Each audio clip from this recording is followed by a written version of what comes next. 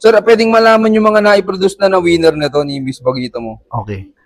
Ito si Sir Miss Bagito, nung nilaro ko 2018, second day bird siya ng Tacloban.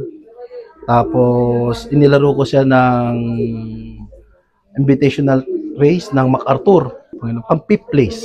Winner din pala yan. Second day bird siya, dumating siya ng mga 1 o'clock. Pagdating niya sir, sabay itlog. Kasabay, nauna lang sir sa akin si Maximus. Si Maximus kasi sir, clock yun ng MacArthur. Tapos, 1 o'clock, dumating siya. Cut off na. Cut off na. Pagkadating niya sir, pagkatalikod ko, sabay nakita ko may itlog na dun sa kanyang ano. Kaya pala nahirapan umuwi. Guwat may itlog sa puwet. May itlog sa puwet. Tapos ang ginawa ko sa kanya, binirid ko. Unang salang ko dito sir, kay Garuda, yung nakuha ko sa kaibigan ko, Kevin Gonzalez. Bigay agad sa akin to sir ng spring champion. Tapos 4 lap champion, second place. Second place din siya ng Paskong Palipad. Second place ng Necho Buena.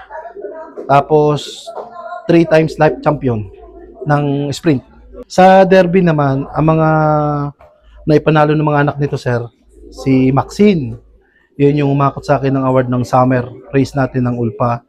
Tapos si Jamil, itong latest nating laban sa may one bat, nag-second overload sa Young Bird ng East Batangas. Yan. May mga nananalo din itong mga anak sir sa sprint, kaya lang pagdating sa dulo nawawala. Yung iba. Ayan. Pero kahit na, kada anak naman nagbibigay ng karangalan. Kada anak nito, talagang, malala ko sir pala, si Deo. Naalala ko, si Deo sir, anak din ito, yung motor cup winner, pan-race ng one bat. Siya anak din ito ni Miss Bagito. Ayos. Di kada breeding pala, yan ang gamit na gamit sa'yo. Oo sir, kasi ang ginagawa ko, kasi parang sinasala ko pa rin sir yung kung sino yung magandang match nito eh. So kada breed ko, baklas, hanap ulit ibang kaper, baklas, hanap ulit ng kaper. Pero yung mga binabaklas ko yun, mga nagpo-produce naman sa akin sir ng mga winner. Ayos. Di kada breeding pala sir, papalit-palit yan ng asawa. Papalit-palit. Matitigil na siguro sir itong huling summer, malalaman ko na kung sino sir ang pwede kong pagparis-parisin talaga na ano. Yan. Tumakalapad sa tibay nito. Ano nga ulit baseline nito sir? Ni Reiso sir. Reiso pala to. Ang sabi sa akin ng kaibigan ko, ang baseline niya is Reiso. Tapos sir, baka may magtanong na viewers natin, mag-out ka ba ng mga magiging anak panan? May mga nag-PPM din sa akin sir. Sa ngayon sir, hindi ako nag-out ba ng pansariling lipad mo ng ginagawa ko. Pero solid to mga kalapatid. So, mapa sprint race, tsaka duluhan, talagang nagpo-produce ng winner. Tsaka ang maganda pa sir, kahit sangkak ipares Oo. Kaya natataka ako dito kahit sa may pares, hindi maring kada season may lulusot ang mga anak nitong sa sprint, pan race, minsan sa overall. Hindi ko masabi kung ano, nalilimutan ko na rin eh. O sino yung mga ibon na yan. Basta natatandaan ko lang lagi dyan, si Maxine kasi yun ang pinaka maraming hakot na award eh. Yan hindi ko nalilimutan. Tsaka sa Deo, yung motor cup winner. Pero sir, kada karera, nagbabago ka ng sistema? Hindi ako nagbabago ng sistema. Kung anong ginawa ko nung nag-start ako nitong kay Bagito, tsaka kay Maximus, nung nagpauwi ako ng MacArthur, doon ako nag-stay sa sistema ko. Hindi na ako nagpaiba-iba. 3 years pa lang yata ako sir noon, mag-iibon. Bago na ako pagpauwi ako ng MacArthur. Unang sali ko pa lang sir yun sa MacArthur. Unang lipad, unang invitation, unang sali ko lang sir. Nakadali agad. 2 ibon ang kinarga ko sir, 2 ibon din ang umuwi. Ang galing Clock, din. ang isa naman cut-off, ito na ngayon. Si Miss Bagito. Cut-off ng MacArthur. Galing din mga kalapatid. So, yan ang pangarap ng mga maraming fans sir, makapagpauwi ng MacArthur. Pero si sir, isang finisher, isang clock pa. Tapos sir, simula pala nun, hindi mo na binago yung sistema mo sa pag-iibon? Hindi na. Kasi pagka gano'n pagpauwi na ako ng MacArthur, pagka binago ko pa, parang malilito lang lalo ko. Ang ginagawa ko na lang sir dyan, tumututok ako sa ibon, lalo pagkakarating ng derby. Tinitingnan ko yung mga katawan nila, nihipo ko. Kung makikita mo naman sir, kung iniinda yun eh. Minsan, pag mapapansin mo, nakakano na sa sansulo, kung kaya nasa baba, wala sa perch, ibig sabihin, meron siyang nararamdaman. Inaagapan ko na. Yan, maraming salamat sir. Tapos sir, pag derby na, ano pong diskarte mo sa mga ibon mo na? Sa first lap ng derby sir, dyan ako nag-start magpatikim ng mga gamot. Pero hindi mo na maliliit na mga half lang ng gamot. Hinahati ko muna. Siguro pag last 2 laps, sir, nagbibigay ako. Pero pag sa dulo, tinitingnan kung kaya pa ng ibon, hindi na ako nagbibigay, sir. Masyado nasusunog na yung katawan. Parang binibigay ko na lang, sir, sa ibon yung mahabang pahinga. May time sir na bago magkarga ng last lap, yung preparation na yun, hindi ka nagbibigay ng supplements na sir? Hindi na, sir. Meron bibigay ako sa after arrival, nagbibigay ako sa kanila ng recovery. Tapos mga ilang days, pakita kong malakas pang ibon, hindi inaano ko na lang sa loop, inahayaan ko na lang doon, sir, para mas mahaba ang pahinga niya. Tapos ang ginagawa ko, sir, doon sa aking widowhood, sila na mag-asawang iniiwan ko. Hindi ko na inahaluan ng ibang kasama para hindi siya may stress masyado. Yun. Minomotivate ko na lang ng maigi. Yun, maraming salamat sir. Tapos sir, pag derby pala dito, pwedeng malaman yung mga gamit mong supplements.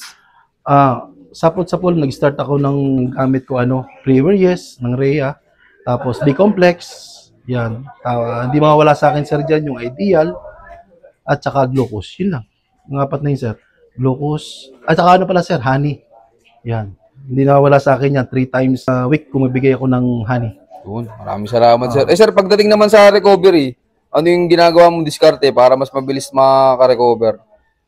Okay. Pag sa recovery ni sir, ang ginagawa ko sa gabi, sinusubukan ko na rin agad dyan, sir, ng Ideal.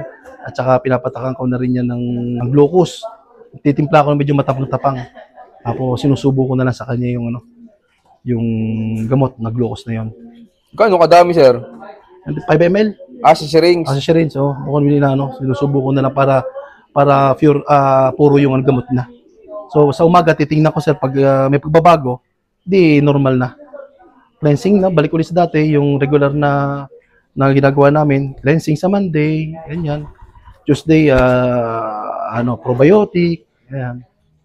Ganun pa rin. Kung nung sinimulan ko nung maliit sila, ganun pa rin hanggang umabot ng derby. Nagdadagdag lang ako, sir, ng mga ilang gamot pagka start ng derby. Noon, maraming salamat sir. Tapos sir, tingin mo na yung pinakang importante sa pagkakalapati para manalo? Observation. Check lagi natin ang ibon natin. Kung ayos pa, kung hindi pa masyadong sunog. Pag masyadong sunog na, sir, huwag mo na ipilit kasi mawawala lang ang ibon. Laging observation, sir. Tingnan mo para malaman natin kung kaya pa ng ibon. Lagi mo isang bibigyan ng time, saka talagang tiyagaan yan. Alam naman natin yan, sir. Sa pag-ibon, di pwede yung basta-basta na lang. Diba? Sa daming mga pansier dyan, lalo magagaling na ibon, magagaling na pansier, kailangan talagang tutok tayo.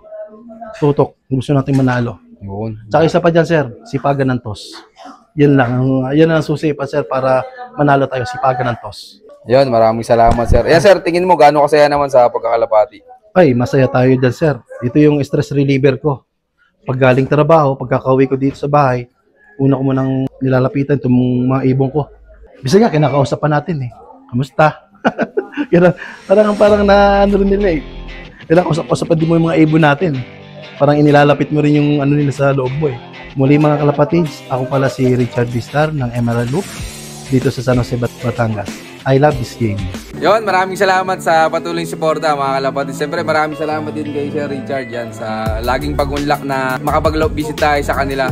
Sir, baka pala may magustong shoutout dyan. Shoutout ko sa aking mag-ina. Supported kong asawa. Tapos may mga tropang kalapatids tayo dito. Team San Jose, sir, ano? Team San Jose. Shoutout kay Dave Duvera. Makabilis ang ibon yan. Shoutout sa asawa ko, kaya hindi agad ako makauwi.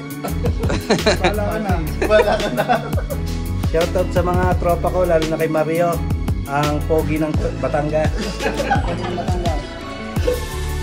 Shoutout kay Mario Labastida, ang pogi ng Batangas.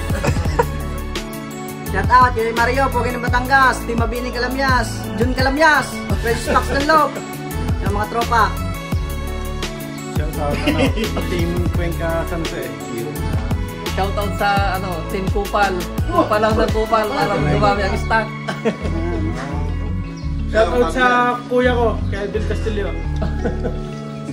Shoutout, Iko Challenge, para Merbert. Basta, newbie dito. Shoutout mo, shoutout sa mama ko. Ayun.